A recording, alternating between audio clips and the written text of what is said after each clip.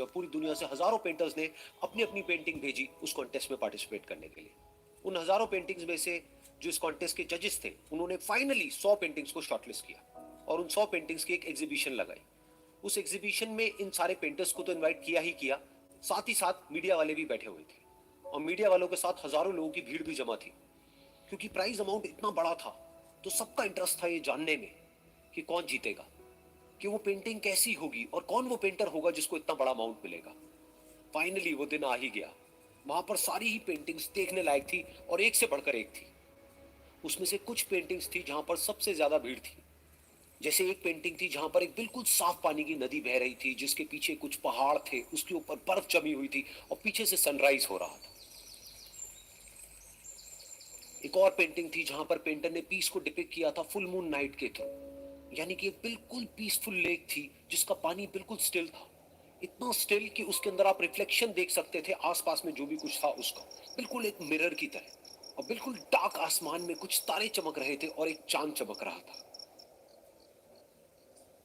उसके अलावा एक पेंटिंग थी जिसमें बिल्कुल सफेद बादल थे, नीला आसमान था और बिल्कुल हरी हरी घास थी।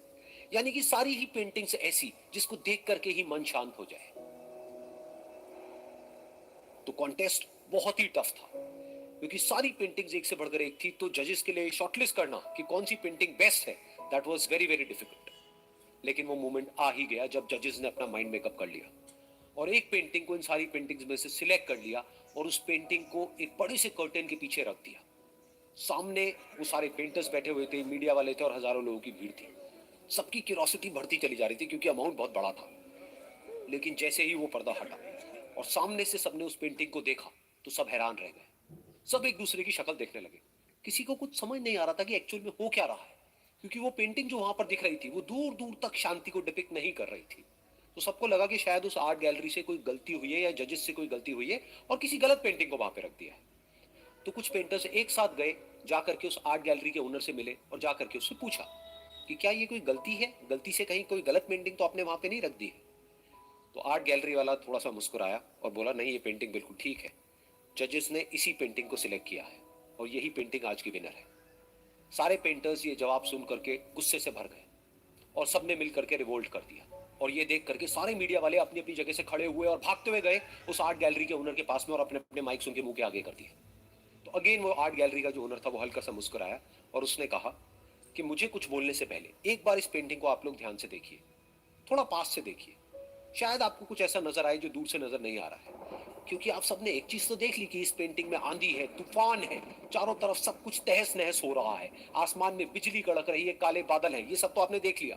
लेकिन एक चीज नहीं देखी कि इस पेंटिंग में एक घर भी है। उस घर में एक छोटी सी खिड़की है जहां पर एक आदमी खड़ा हुआ है।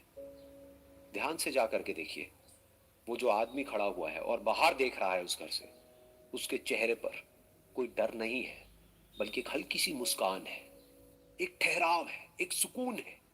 और यही है शांति का असली मतलब।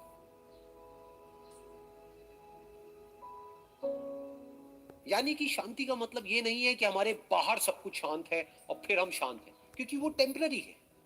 असली शांति का मतलब ये है कि हमारे बाहर चाहे जो कुछ भी हो रहा हो, हम अंदर से पूरी तरह से शांत हैं, हमारा मन शांत है। क्योंकि जिसका मन शांत नहीं है उसको चाहे आप कितनी भी सुंदर से सुंदर जगह पर ले जा करके बिठा दो, वो वहां पर भी जा करके दुखी ही रहेगा। लेकिन दूसरी तरफ से जिसका मन शांत है, उसके बाहर चाहे कुछ भी हो रहा हो, चाहे मौसम कैसा भी हो, चाहे उसके आसपास में सब कुछ तहस नहस हो रहा हो, तूफान हो, लेकिन वो अंदर से